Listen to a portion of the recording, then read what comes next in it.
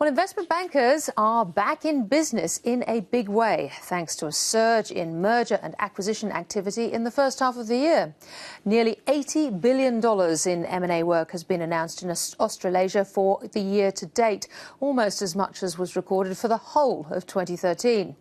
Now, bidding wars are emerging on a number of fronts, like Warrnambool Cheese, Aquila Resources and, most recently, David Jones. Neil Woolridge reports. Low interest rates, an economy in transition and a more stable political climate. The pieces are moving into place to make 2014 another bumper year for merger and acquisition activity. A lot of businesses are cashed up. They haven't done things for the last 3 or 4 years, and because of that, they've got a war chest of monies and they've got to spend it in somehow to actually get that growth that the shareholders are after. I think the debt market has freed up a little bit.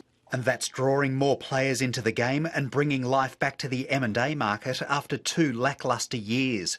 Local takeover activity peaked in 2011 with more than $200 billion worth of deals, but slumped to just over half that level for the next 2 years.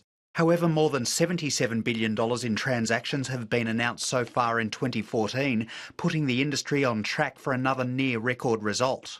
There's an ageing business population.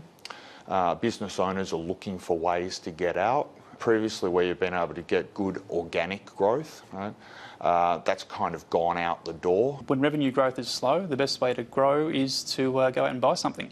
So the balance sheets have been very strong. Most companies strengthened balance sheets following the GFC. Everyone's out looking for growth, and acquisition seems to be the flavour of the day at the moment. Another feature of the takeover scene in Australia has been the breakout of bidding wars. Late last year, Warrnambool Cheese and Butter was chased by 3 suitors over 4 months. More recently, Mineral Resources tried to spoil Bausteel's bid for Aquila Resources. And now Solomon Lew has emerged with a 10% stake in David Jones, frustrating Woolworths South Africa's bid to take over the department store chain.